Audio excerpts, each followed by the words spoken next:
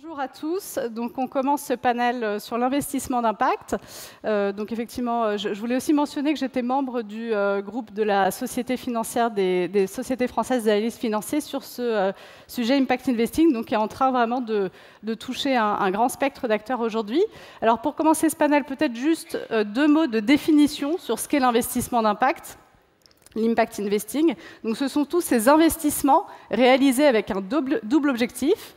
Celui d'avoir un objectif environnemental ou social positif et en même temps un rendement financier.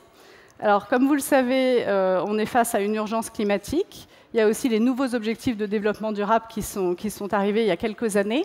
Ça a énormément accéléré le développement de cette catégorie d'investissement. Et c'est pour ça qu'aujourd'hui, on se pose la question, ce secteur qui est en train de faire bouger les lignes, des philanthropes s'y mettent, des investisseurs traditionnels s'y mettent également, est-ce qu'il est capable de révolutionner la finance et peut-être donc l'économie mondiale? On va aussi adresser quelques autres questions. On voit qu'il y a aujourd'hui énormément d'initiatives, un foisonnement d'initiatives dans l'investissement d'impact. Donc comment clarifier les frontières, les approches, tout en développant le secteur. Et puis, ce sont des investissements portés par des acteurs privés. Alors aujourd'hui, quelle complémentarité avec les approches publiques, avec les politiques publiques, avec l'aide au développement. Et donc, nous avons un panel aujourd'hui de haut niveau qui nous fait le plaisir de nous rejoindre, donc que je vais appeler sur scène. Donc, tout d'abord, Steven Sirnels, qui est le CEO de l'European Venture Philanthropy Association, donc une grande organisation professionnelle dans le monde de l'investissement d'impact. Nous avons avec nous Mathias Wichra. Donc Mathias, vous êtes le secrétaire général de Danone depuis quelques mois, un acteur vraiment pionnier, un des corporates pionniers sur ce domaine de l'impact investing. Nous avons Uli Grabenwarter, qui est donc le directeur adjoint du Fonds européen d'investissement, un des plus gros investisseurs dans des fonds d'investissement d'impact et des contrats outcome-based. Nous avons Laurence Mehignery. Laurence Mehignery, qui est une grande figure de l'investissement d'impact en France, présidente et fondatrice du fonds d'impact Citizen Capital. Et puis Bernadette Clavier.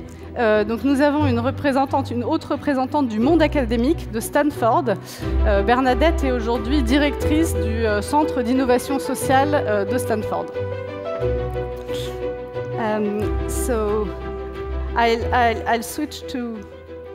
And Mika, so sorry. Mika Pukko, you're from the Finland Citra Fund. So sorry for that, and think tank, and joining us also. Okay, so thank you very much. I switch to English to start with you, Steven. So you're the CEO of EVPA, as mentioned. So the EVPA recently published a fantastic report, which is called Investing for Impact, and focusing on impact strategies. So in this report, you're describing how fast the landscape is currently changing. And I have two questions for you today, which are, why does the sector now need to clear the air around impact strategy? And which commitment you think would be most needed for the social impact investing sector today? Thank you, Elodie. Good that So there is a slide. Forward. Is this? Yeah, thank you very much. Voilà. There's one slide, only one slide, and I'd like to set the scene. This is after long research, we came up with this slide. You might recognize a lot. This tries to picture the world we're living in and the world which is changing.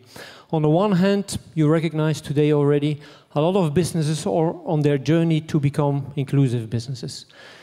It's going slow. Mark Kramer just wrote an article in Harvard Business Review that he was frustrated that it's going that slow, but at least it's happening. Businesses becoming inclusive businesses. At the same time, at the other end of the spectrum, we also see that NGOs and not-for-profits, they're embracing business models because they understand that they also have to deliver and become financially viable. It's important that those two extremes, they're moving towards each other.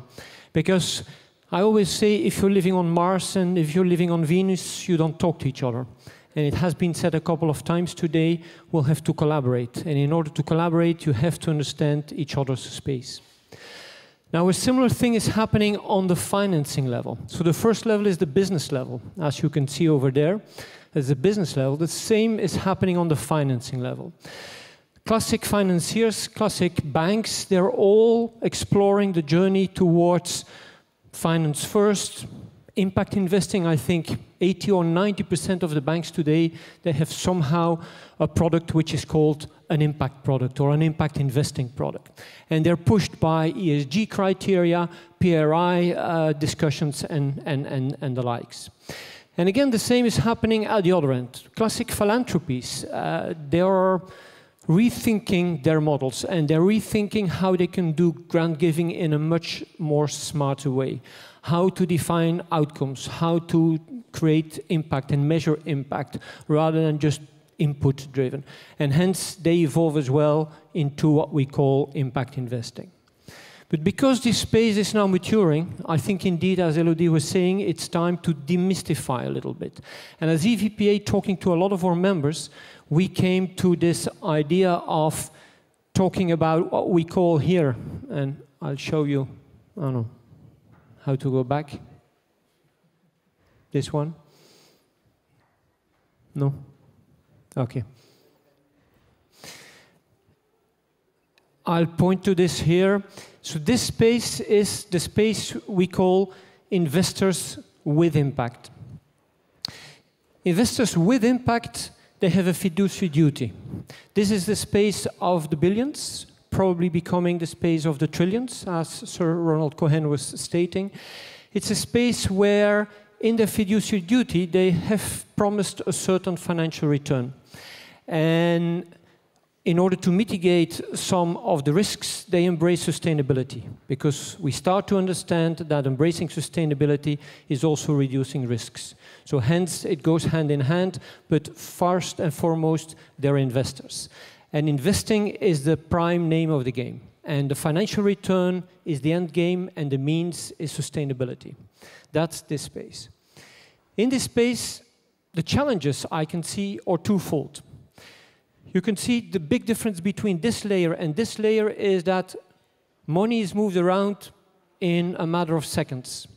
Warren Buffett once claimed very proudly that he could move around up to 50 billion in less than a week. Now, this layer, the business layer, is not moving in seconds or weeks. They're moving in years, and people maybe in decades. So there is a clear timing difference between those two layers. Now, if you switch around money in weeks or seconds or days, then it has certain implications. So my first request would be is that we define incentives that this layer, this investors with impact, get incentivized to think long term. We all agree sustainability and financial return go together on the long term. On the short term, they might deviate big time. Whether it's a Tobin tax or anything else, we have to make sure that those investors with impact start to think long term.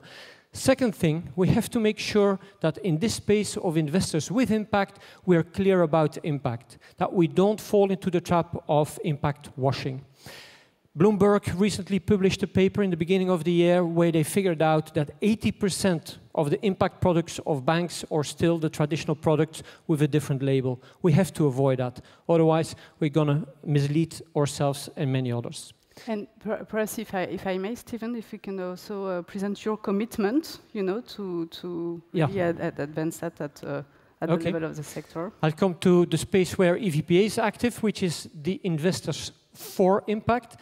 And in this space, Investors for Impact, you have a different narrative. The narrative is very much, you start from the social challenge, and you think what instruments, grants, equity, loans can I use to address this social challenge.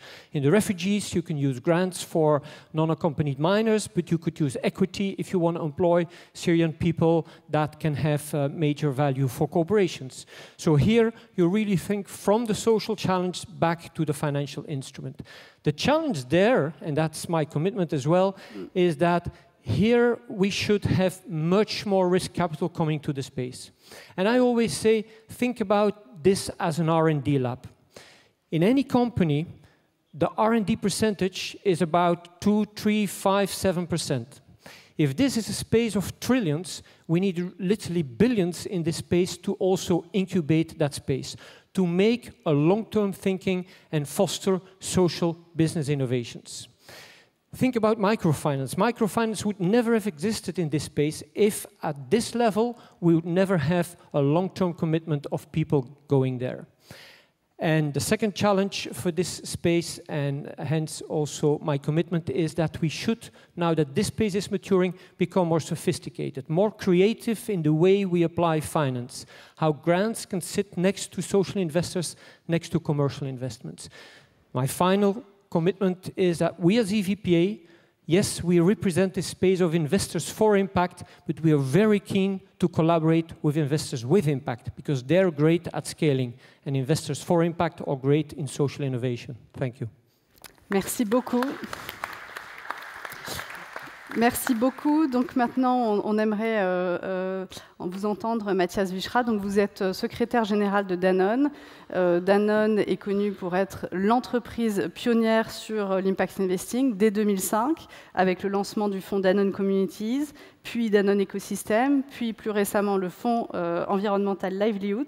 Alors finalement, on a deux questions pour vous aujourd'hui. Est-ce que ces initiatives d'impact investing, elles ont réellement permis à Danone d'innover et de se transformer de l'intérieur? Et deuxième question, pour aller plus loin, quel engagement vous avez envie de porter aujourd'hui à l'échelle internationale pour convaincre d'autres entreprises, d'autres multinationales de faire ce chemin? Bonjour à toutes et à tous. La première question, Danone n'a pas de fondation. Beaucoup d'entreprises ont choisi d'avoir une fondation qui traite différents sujets. Danone a fait le choix, il y a maintenant près de 15 ans, d'avoir 3 fonds à impact différents. Danone Communities, qui en fait a des problématiques liées à la nutrition ou à l'accès à l'eau. Danone Ecosystem, qui prend en compte l'écosystème de notre activité économique, et notamment dans les chaînes d'activité où tous les paysans, les fermiers qui nous offrent effectivement ou qui nous vendent leurs produits. Et le troisième fonds, c'est Danone Livelihood, où on n'est pas parti seul, on est allé avec 12 autres entreprises, plutôt sur des sujets de carbone ou d'écosystème agricole. Et en fait, l'intérêt de ces 3 fonds, il est quadruple. Le premier intérêt, c'est qu'on a pu avoir de l'innovation que l'on n'aurait pas pu avoir à l'échelle d'une entreprise comme la nôtre. Je rappelle que Danone, c'est 24 milliards d'euros de chiffre d'affaires et une présence dans plus de 50 pays. Donc le fonds permet d'avoir une logique expérimentale qui peut être après déployée à l'échelle dans d'autres entreprises. La deuxième chose, c'est qu'on peut avoir une logique aussi de fierté pour les agents, puisque par exemple pour Danone Communities, il y a des SICAV et des milliers d'agents et des milliers de salariés de Danone ont pu investir dans ces SICAV. Le troisième intérêt, c'est de pouvoir avoir une logique de coopération avec des ONG, avec des gouvernements, avec d'autres entreprises. La quatrième chose, c'est évidemment de pouvoir co-créer dans des domaines particuliers, dans des domaines innovants avec les autres. Donc c'est effectivement quelque chose, ces 3 fonds, qui a permis de pouvoir innover dans un domaine que l'on n'aurait pas pu faire au sein de l'entreprise. Pour les engagements, alors mon CEO, Emmanuel Faber, a été missionné par le président de la République pour apporter des solutions et des propositions dans le cadre du prochain G7, qui aura lieu à Biarritz, comme vous le savez, du 24 au 26 août. Dans ce cadre-là, il a eu une mission sur la croissance inclusive et sur des propositions de dispositifs pour la croissance inclusive. Partant de l'initiative de Danone et de ces 3 fonds, on a pensé qu'un dispositif pouvait être intéressant à promouvoir et à présenter lors du prochain G7. Le premier dispositif, c'est un pledge avec des engagements et une vision commune et des engagements extrêmement forts dans des domaines de lutte contre les inégalités, notamment salariales ou de genre. Le deuxième dispositif, c'est un incubateur qui permet d'avoir toute une série de projets sociaux et de pouvoir les distinguer et les évaluer. Et le troisième dispositif qui rejoint l'investissement à impact, c'est un dispositif de pool de financement qui s'appuie à la fois sur les fonds nationaux. Comme vous le savez, dans les pays du G7, il y a des fonds à impact nationaux au Canada, en Italie, au Royaume-Uni, bientôt en France. Cher Christophe Itier, nous espérons effectivement aussi qu'un fonds à impact social sera créé et qu'il pourra, ce fonds-là et les 3 autres, qu'ils pourront se pluguer d'une certaine manière sur un dispositif porté par les entreprises et les fonds philanthropiques, fondé évidemment en grande partie sur les résultats. Donc en fait, ce que l'on souhaite proposer, c'est la proposition que Emmanuel Faber souhaitera porter au G7, appuyé évidemment par la présidence française. C'est un dispositif à impact de niveau international et qui mêle différentes sources de financement, philanthropiques, entreprises privées et gouvernement. C'est l'engagement que nous prenons. Merci beaucoup. Donc on était à l'échelle à l'international et à l'échelle du G7. Maintenant, on va passer à l'échelle européenne que vous représentez, Uli Grabenwarter. Donc vous êtes le directeur adjoint du Fonds européen d'investissement, qui est un très large investisseur dans cet univers de l'investissement d'impact. Donc vous avez vraiment une vision panoramique sur le secteur au travers de ce positionnement, et puis un rôle d'influence aussi sur les fonds que vous accompagnez aujourd'hui. Qu'est-ce que vous voyez? What do you see as the main trends today in this impact investing industry? That would be my first question. And the second one is, what would be the key action, key commitment that you would like to promote to perhaps develop all these impact-driven companies today in Europe? Okay, du coup, je ne sais plus si je vais répondre en français ou en anglais. As you wish. Since you asked the question in English, I'm going to take them in English. Well, I think the main tendencies that we see in the market right now when it comes to impact investing is that actually everybody pretends to do impact, and that very few people actually do impact. And on the side of the enterprises, we do see, however, an increasing awareness that impact becomes more and more a factor of competitiveness. If you look at the level of enterprises, be they impact enterprises or just normal enterprises, I think we have moved from a situation where impact awareness and societal awareness has been a constraint, a cost factor in production, to a situation where impact is considered as being an element that is valued from the perspective of capital providers.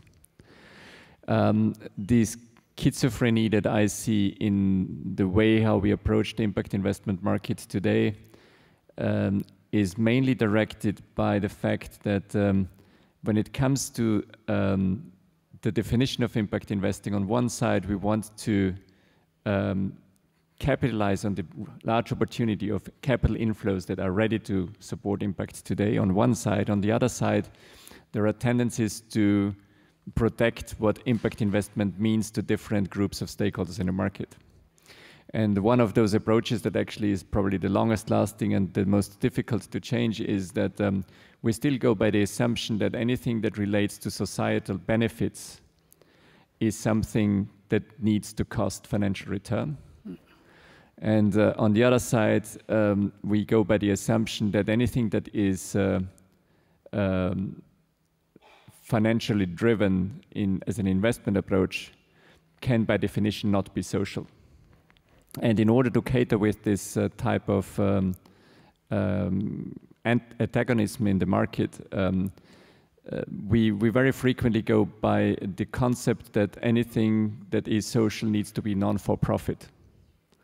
And we go by the assumption that social enterprises, in order to justify that they are social or they provide social and societal benefit, need to make an extra effort to demonstrate their identity and the like.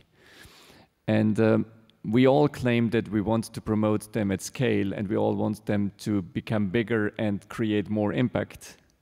But with the conditions that actually we imposed on them to get their startup capital, to get their capital for growth, we basically give them a much, much harder start into their economic life than any other enterprise that is in the market. And I think that is a schizophrenia that we need to overcome.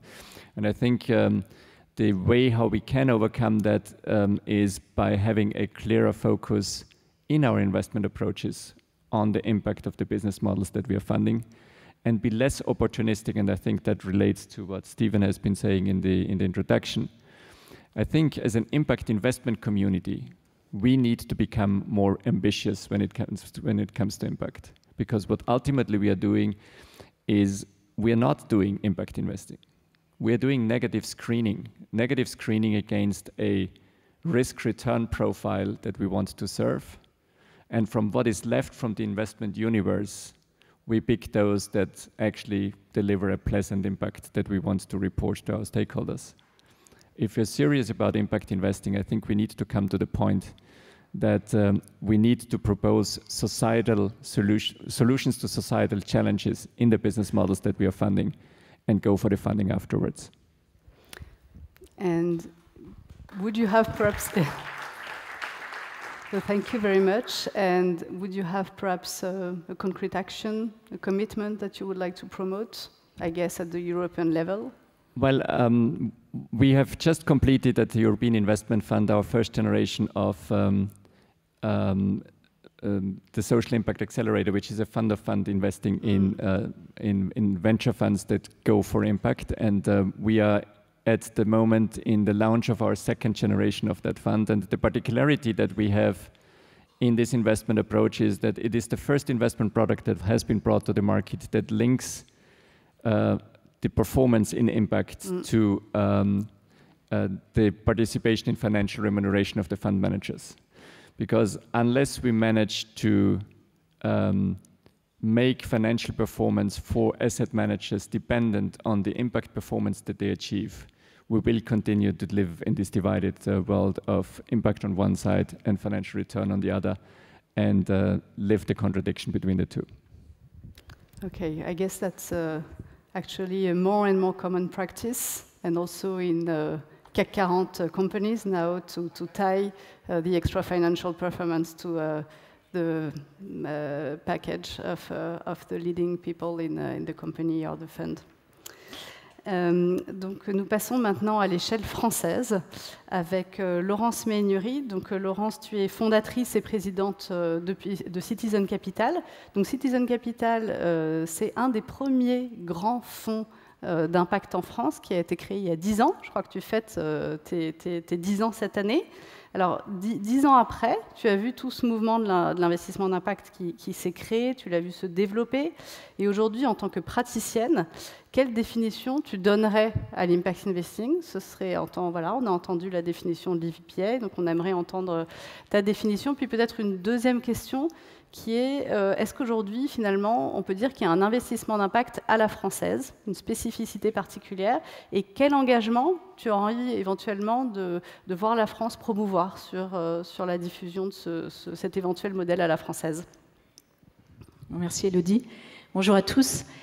Alors effectivement, on fête nos 10 ans cette année, et quand on est né il y a 10 ans,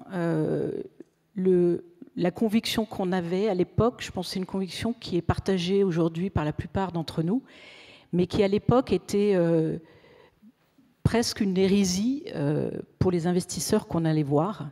Donc on était convaincus, nous, que l'entreprise allait jouer un rôle social très fort au XXIe siècle, beaucoup plus fort que, en tout cas pendant les années d'après-guerre, et que les entreprises ont acquis des telles capacités d'innovation qu'elles sont capables de changer le sort des hommes et de la planète, et qu'en tant qu'actionnaire ou investisseur, il allait être compliqué de ne pas se poser la question, est-ce que c'est raisonnable d'investir dans une entreprise qui n'affirme pas clairement la façon dont elle entend contribuer aux grands enjeux, ou à certains grands enjeux auxquels on est confronté. Mais à l'époque, quand on allait voir nos investisseurs, notre proposition était bien de coupler un rendement financier à un rendement social. Ça, c'était très nouveau, ça l'est plus du tout. À l'époque, soit on faisait business as usual, soit on faisait philanthropy. Mais venir avec une proposition qui était de coupler les deux a mis beaucoup de temps, je pense, à être intégré par les investisseurs qui nous financent aujourd'hui. Et deuxièmement, on a toujours cherché à ce que l'impact, et je me reconnais dans les propos de Uli, on est, je pense, un fonds FEI aussi, on a eu beaucoup de ces discussions. On cherche à ce que l'impact soit clairement un driver de la création de valeur. On cherche à comprendre qu'est-ce que l'entrepreneur veut transformer. Alors, je vous rappelle juste qu'on finance, nous, des startups, early stage, late stage, donc des entrepreneurs qui utilisent le plus souvent des outils digitaux ou la technologie pour adresser des enjeux sociaux, environnementaux, pour relever des défis. Et on cherche toujours à comprendre l'ambition. Quelle est la volonté de transformation de l'entreprise? Qu'est-ce qu'elle veut transformer dans la société? Et inversement, on cherche toujours des business models qui sont capables de démultiplier l'impact. Donc on cherche quand même des modèles qui tiennent tout seuls, voire qui sont assez puissants pour porter l'impact.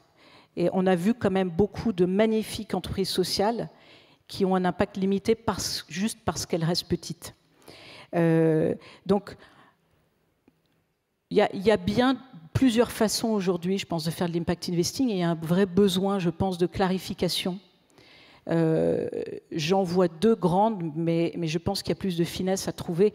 Pour moi, il y a clairement l'axe de la social economy, ou de l'économie sociale, et un axe dans lequel nous, on est aujourd'hui, plutôt d'un axe d'impact par la mission, ou de mission-driven approaches.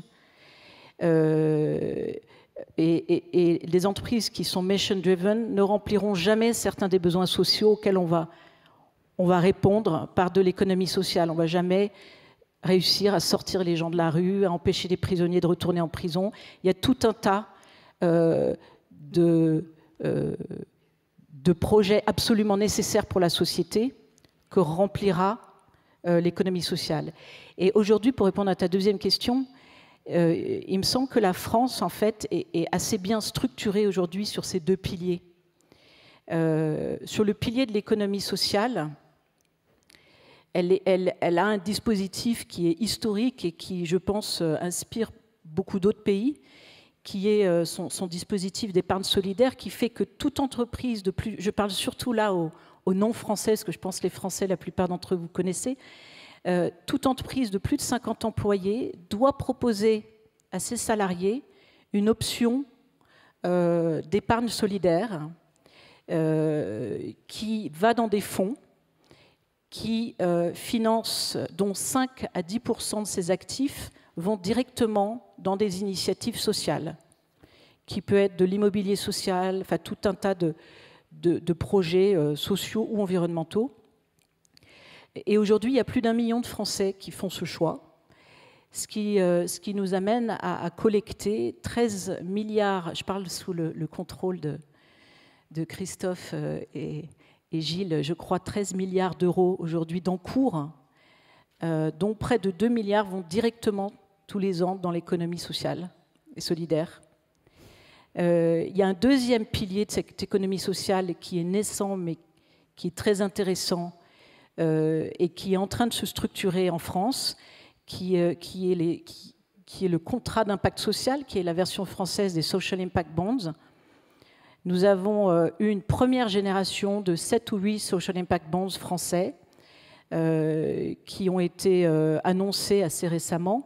Et je dirais qu'on est en train d'entrer dans la deuxième génération de Social Impact Bonds, enfin de contrats d'impact social en France. Et il y a un rapport qui s'apprête à sortir qui fait des recommandations sur la simplification, avec l'objectif vraiment que ça puisse devenir un marché, autant pour les porteurs de projets, les opérateurs, que pour les investisseurs, que pour l'État.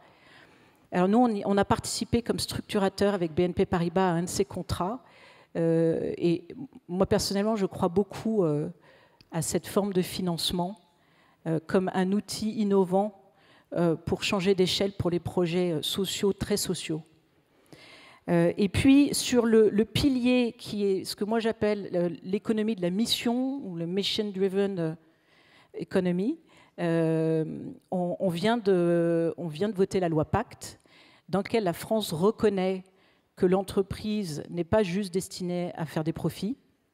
On a modifié le code civil pour ça. Et on reconnaît aussi, le droit reconnaît la qualité de société à mission, qu'on traduira en anglais par Mission Driven Company, je pense, et qui et qui pour moi apporte une lumière, enfin qui apporte un changement important qui touche pour moi presque à la définition de l'impact investing. En fait, au nœud de ce que apporte pour moi l'impact investing potentiellement à l'économie en général. Et là, je parle vraiment en tant qu'actionnaire. On est en train de, je pense, faire évoluer la définition de à quoi sert l'entreprise, ce qu'est l'entreprise réellement.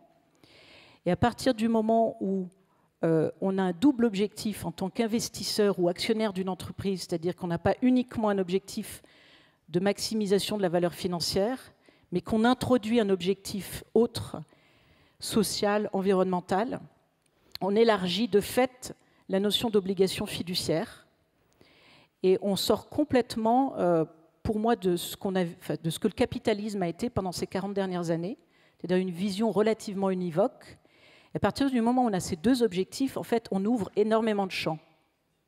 Et nos investisseurs viennent dans des fonds comme les nôtres avec ce double objectif, cet intérêt à articuler un objectif de rentabilité financière et de progrès économique, enfin de croissance économique et d'impact social. Ce qui fait qu'on peut commencer à avoir une vision beaucoup plus fine, je pense, de ce que peut apporter l'économie au monde. Merci. Merci beaucoup. Merci beaucoup, Laurence, pour cette présentation des innovations françaises, qui pourraient donc sans doute être des sources d'inspiration à l'étranger. Donc, you've raised the social impact bonds. So we have today Mika Pukko, a project director at Sitra, who comes from Finland. You're a great specialist of social outcomes contracting. It's a great pleasure to have you today. So you conducted recently a survey on the current state and the prospects of social outcomes contracting. And I had two questions for you. The first one, I think perhaps not everyone in the audience knows about social outcomes contracting. So could you perhaps briefly explain the usual mechanism behind this kind of contracts? And my second question would be, what is your current commitment at the European level to engage member states around this new issue? Good afternoon, dear colleagues. It's my pleasure to be here, and I think that I'm supposed to use English, not Finnish. Yes, that would be better. Okay. Unfortunately, I cannot speak French. So maybe a couple of words about Sitra, because I think it's a very unique organization. Sitra is established by Finnish Parliament 52 years ago, and we are think and do tank, and we are supposed to challenge Finnish society, Finnish public sector, as well as Finnish business, Finnish NGOs in terms of sustainable development. And we are working under the control of Finnish Parliament, but in some sense we are quite independent. I'm looking to the bill with that, because our endowment is about 800 million euros, and we are using the return coming from our endowment to fund our everyday activities. So we are that kind of semi-governmental, semi-parliamental think and do tank. And so then about social outcomes contracting, we can see social outcomes contracting as a new innovative way to procure public, social or more general public services. And that means that taxpayers' money is used based on outcomes, not in that normal way that you are paying per one single measures or some single services, but now the Commission of the public sector pays based on outcomes. And for us, that means that we need also private capital in order to support those service providers. I like to call those impact actors, to run those services, those measures which are needed to achieve those goals, after which the public sector pays that kind of bonus. Mm-hmm. So that means that for us really that the taxpayers' money is used maybe more effective way than normal cases.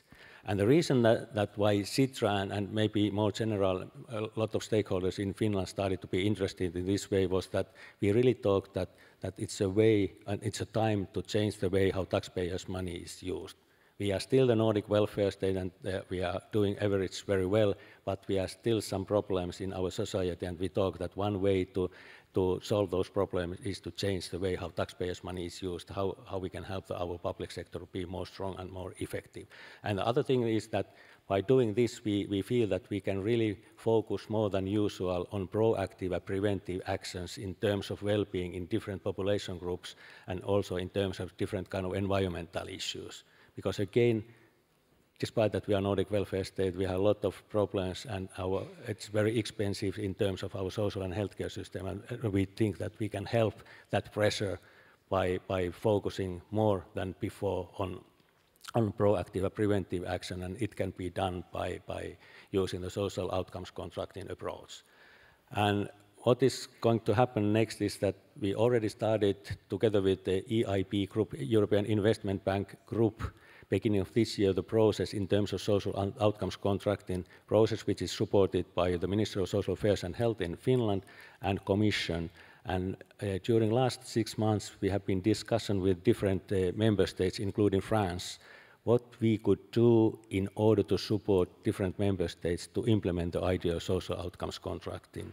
And maybe this is the commitment that we are going to organize that kind of high level or at least semi-high level conference in terms of social outcomes contracting in the end of September in Helsinki. And we hope that we can then present that kind of initiative together with Commission and EIB group, how we can support different member states to implement this idea. We have been talking also about outcomes, European-wide outcomes fund, and whatever is needed to support governments, local authorities, as well as those impact-driven businesses to change the way how they act. This is, and of course, as a Sitra, we are ready to share our experiences whenever those are more useful than harmful, as I used to say. And my last sentence is that we really believe that that kind of sustainable impact is based on co-creation and collaboration. Thank you. So thank you very much. Thank you very much for this initiative at the European level. And I think we forgot to speak about something today, which are the men and women working in the impact investing industry. And I would like to speak about that with you, Bernadette Clavier. So you're coming from the academic world, coming from the very well-known Stanford University, where you had the Center for Social Innovation. And you have done very exciting research, which is available online on recruitment criteria of impact funds. And I had 2 questions for you. The first one is, what surprised you most about the results of this survey? And the second one is, what do you think is needed today? Which commitment you would like to take to better train investment professionals in this new industry? Thank you, Elodie. Yep. Our study was in the context of the Center for Social Innovation, which is at the heart of Silicon Valley, meaning the hotbed of impact investing in the US. We are housed within the business school and work primarily with business students, whether they are in the MBA or the master's program. And our participants are going to go on and they aspire to become social entrepreneurs, impact funders, whether philanthropists or impact investors. Some of them will go on to be nonprofit leaders and so on. We have noticed in the past 5-6 years an incredible growth in interest for impact investing. So much that it became really, really obvious that there weren't enough jobs to match the interest. And so we decided to embark on that study because we wanted to be able to inform the career orientation, the career advising of our students. So what we did, we identified every single one of our alumni who were holding an impact investing role at the time of the study. And we proceeded with mapping their entire career to understand what pathways they had taken to reach these kinds of roles. And following to that, we also surveyed and interviewed a number of hiring managers in impact funds to try and understand what their motivations were in hiring someone and what their criteria were. What we found was quite interesting and illuminating, and actually might jives very much with the description that you gave about the state of impact investing today.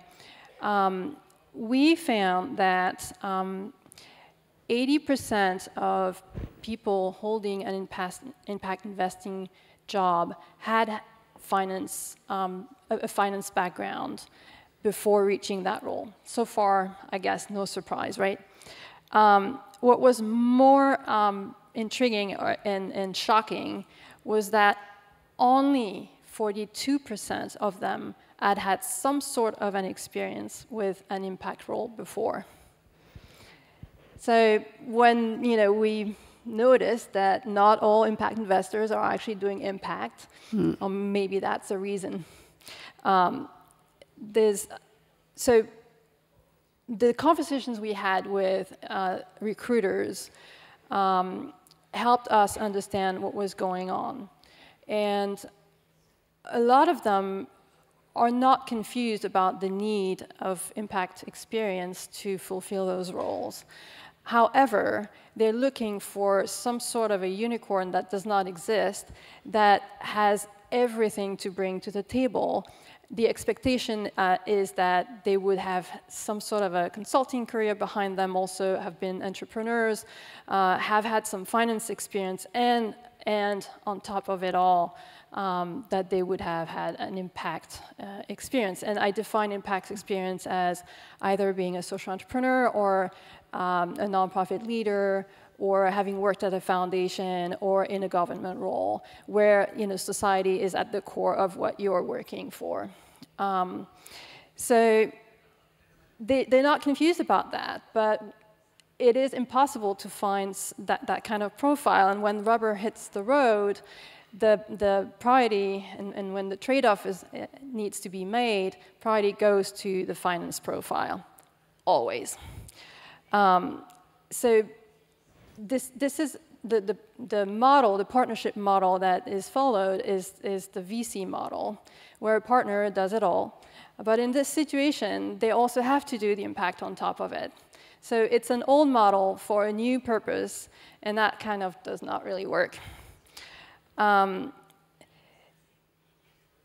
The reason why it's so hard to find all of it in one person is the historical separation of the field of finance and the field of impact. That separation is ingrained in our language with the dichotomy nonprofit and for-profit. So historically, those worlds were very, very separated. And people, hiring managers, go from the assumption that it's going to be a lot easier to learn impact. And as a result, you have people learning impact on the job. But when you think about it, we're not talking about losing money. We might be talking about losing lives. So learning on the job might not be the best option.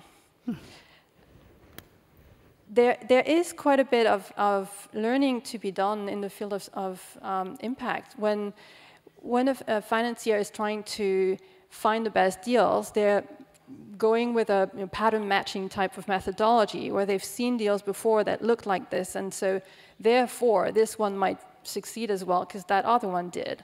And they've got so many different dimensions that they're looking at, but in that pattern matching way. Well, guess what? Impact professionals do the same, and they've learned the hard way through failures, the failures of others, and also the sharing of best practices, which is a little bit more common in the nonprofit world. So there is quite a bit of expertise that does exist in this field that is that could be leveraged and is not. So knowing all that, the call to action that I have for the field of impact investing and for impact investors in particular is to know what they don't know. It is important to recognize that there is a separate, different expertise around impact and to value it. Our society has not valued that kind of expertise in the past. We pay the big bucks to the CEO of a cigarette company, but we throw rocks to the people who are trying to cure lung cancer. So what's wrong with that picture? So let's start valuing that kind of expertise. And so I think that's step one before we start training newcomers into the field of impact. But when it comes to training people around impact, I think business schools have a huge responsibility. And at Stanford, we started an impact fund, and the students have real money to invest in real companies and learn in that way, surrounded by experts. We have a class on impact investing, and I really hope that we can help other business schools get started with that, should they wish to follow that trend. And lastly, I think we need to take it even further. I don't think that if all leaders could reconcile impact and profit, we wouldn't need an impact investing field at all. The entire economy would be an impact economy. So I would like to invite all business schools to revisit the Milton Friedman definition of responsibility, business responsibility. I think this included a caveat that has been very conveniently forgotten by everybody. And the caveat was, sure, yes, your responsibility is to make profits, but provided that you follow the rules of the game. The rules of the games are the laws. So we need good laws, we need good rules, and we need a strong government to help with enforcement. And so I would love for all business schools to start revisiting that. Thank you very much. Thank you very much, Bernadette, for stressing this need for more training, more tools for impact investors, so that they don't reinvent the wheel, which is often the case, I think. Donc pour terminer, ce que je vais vous proposer, c'est d'essayer de dégager à partir des différentes actions et engagements qui ont été proposés par nos intervenants 4 grandes catégories que vous allez donc pouvoir entendre tout de suite, qui ne sont pas exclusives d'ailleurs les unes des autres. Et l'idée maintenant, ce serait que celle qui vous semble prioritaire, l'engagement qui vous semble prioritaire, l'action, catégorie d'action qui vous semble prioritaire, que vous puissiez lever la main quand c'est celle qui vous concerne le plus, voilà, que vous estimez la plus importante aujourd'hui. Alors, je vais essayer de les récapituler, et puis ensuite, il nous restera encore quelques minutes, peut-être pour prendre quelques idées que vous pourriez avoir dans l'assistante sur d'autres engagements, d'autres actions qui n'ont pas été citées aujourd'hui. Alors, première catégorie, c'est tout ce qui est autour des terminologies. Steven l'a beaucoup développé, la clarification des approches. Aujourd'hui, l'investissement d'impact, c'est très large, et il commence à y avoir de plus en plus de voix qui s'élèvent sur le fait de créer des sous-catégories pour renforcer la crédibilité du secteur. Donc ça, ce serait la premier engagement, première catégorie d'engagement. Le deuxième, c'est tout ce qui est renforcer les montants investis, les investissements disponibles. Donc là, on a évoqué deux possibilités. L'initiative à l'échelle du G7, d'un nouveau fonds à impact social au niveau du G7. Et puis Steven a évoqué aussi ce besoin de plus de capital sur tout ce qui est le plus risqué, les investissements les plus risqués, les plus jeunes, les plus sociaux, etc. Donc deuxième élément, c'est renforcer les investissements disponibles. Troisième élément, c'est renforcer et engager les États membres, donc sujet qui a été soulevé par Laurence et Mika. Donc engager les États aujourd'hui autour de 3 choses. Donc par exemple collecter plus d'épargne auprès des salariés dans le cadre des dispositifs d'épargne solidaire, promouvoir ce nouveau système d'entreprise à mission qu'on commence à voir en France et dans d'autres pays européens, et promouvoir tout ce qui est social impact bonds et voilà tout ce qui est de façon plus générale social outcome based contract. Donc troisième catégorie d'engagement. Et quatrième, qui a été soulevé aujourd'hui par Bernadette, qui est ce manque crucial de formation et d'outils. Alors des outils, il y en a un certain nombre, de formations pour mieux former ces personnes qui arrivent dans l'univers de l'investissement d'impact au sujet de la gestion et de la mesure des impacts. Donc notamment, ce que je constate, c'est qu'il y a très peu de choses dans l'univers francophone. Il y a des MOOC de l'ESSEC, très bien faits. Il y a une formation d'investisseurs et partenaires chaque année qui se tient là-dessus. Il y a une formation d'une journée à l'ASFAF. Donc quelques initiatives isolées, mais peu de formations longue durée. Donc voilà, c'est le quatrième élément, recenser les outils existants, créer des formations. Voilà les 4 choses. Donc peut-être les personnes pour qui les aspects de terminologie, de clarification des approches sont aujourd'hui prioritaires, est-ce que vous pouvez lever la main ?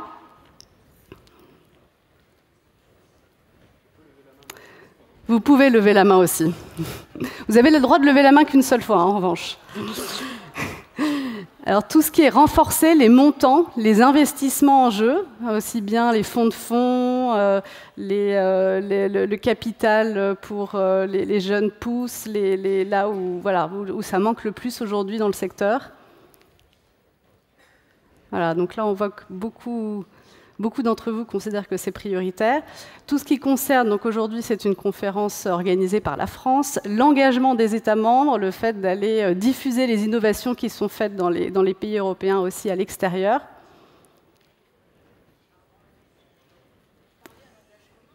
Et parler un langage commun entre par exemple, pays européens. Et enfin, dernière catégorie, tout ce qui est outils, formation sur la gestion, la mesure des impacts, l'investissement d'impact. Voilà, donc on voit peut-être que ce qui ressort le plus, c'est notamment renforcer les investissements et peut-être engager les États membres, même si évidemment voilà, tout ça n'est pas exclusif. Et puis maintenant, est-ce qu'on a encore peut-être quelques minutes pour prendre 2 minutes pour prendre donc une question du public. Ou une proposition, voilà, il y a sans doute des choses, une idée qui manquerait dans le secteur. Je vous en prie.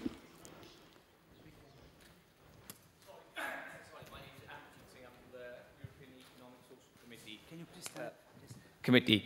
I mean, just going back to your questions, I think 4 of them questions were important, because if you haven't got finance, if you've got education, if you haven't got the 4, and if you don't want to send it out to other countries, one's not important than the other, they're all important, and that's the comment I wanted to make.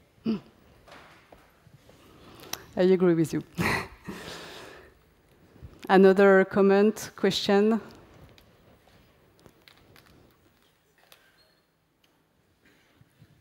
Madani Diallo du Mali. Donc on a un projet, une société de fabrication de chaux pour l'agriculture. C'est un projet à but social, mais quand on est parti voir nos investisseurs, comme le dit justement M. Willy, on est obligé de dire, écoutez, ce projet-là va faire beaucoup de revenus. Mais seulement, en plus, vous allez pouvoir faire une action sociale qui va aider les cultivateurs, les fermiers, etc. Donc on n'a jamais pu lever de l'argent strictement sur le fait qu'on dise que ce projet va aider les gens. On est toujours obligé de dire que ce projet est un projet classique, il va faire beaucoup d'argent, mais en plus, vous allez aider les gens. Ça, c'est le constat que nous avons fait. Merci bien. Tout à fait. Donc, vous êtes d'ailleurs un des investissements du portefeuille d'investisseurs et partenaires qui est à vos côtés dans cette aventure. Et c'est vrai que pour un investisseur comme investisseur et partenaire, il y a une exigence de rendement qui est aussi existante et qui est liée aussi à cette catégorie de fonds, de ces investisseurs dans les fonds d'impact, qui ont aussi eux-mêmes des exigences finalement, même quand il s'agit d'institutionnels du développement, qui sont de façon surprenante aussi très élevées, y compris dans la catégorie des investissements d'impact. Elodie, could I give 1 minute comment on that? I think you're perfectly right, and that's where it's going wrong. Because we ask from the social enterprises to do the normal business, create social impact, change policies, create an infrastructure, all with the same money. That is not workable. So that's where we should be creative. We can comply grant money that build infrastructure. We can have commercial money that feeds the regular business. And that's where the different things should come together. pushing this all to the social entrepreneur in the early stage, that's never going to work. Oui, juste pour ajouter un point sur ce que vous dites, c'est très important. Par exemple, nous, on finance sur une logique de kick-off et de starter et de pied à l'étrier. C'est-à-dire que, par exemple, on a eu un sujet sur des fraises au Mexique et on s'est rendu compte qu'on était dépendant de 3 fournisseurs, ce qui nous mettait dans une situation très délicate, y compris sur le plan économique. Donc, on a investi via le fonds écosystème 3 millions d'euros pour aider des petits fournisseurs, des centaines au Mexique, à se doter d'instruments, d'outils pour pouvoir nous fournir nous-mêmes en fraises et pour avoir une moindre dépendance vis-à-vis de ces 3 anciens fournisseurs. Ça a très bien réussi, mais il fallait effectivement qu'il y ait ce démarrage qui était assumé par l'entreprise, qui mettait 3 millions d'euros, et il s'est trouvé que par ailleurs, à la fin, c'était rentable, mais il faut quand même qu'il y ait cette logique de pied à l'étrier d'une entreprise ou d'un fonds qui prend le risque, parce que ça aurait pu ne pas marcher. Il se trouve que ça a très bien marché, et ce que vous dites est très juste. Il faut d'abord quand même commencer par prendre un risque financier avant d'aboutir à un résultat positif. Eh bien, merci beaucoup. Voilà, on va devoir s'arrêter là. Merci infiniment aux membres du panel. Merci aussi pour vos commentaires, remarques. Voilà, merci à tous.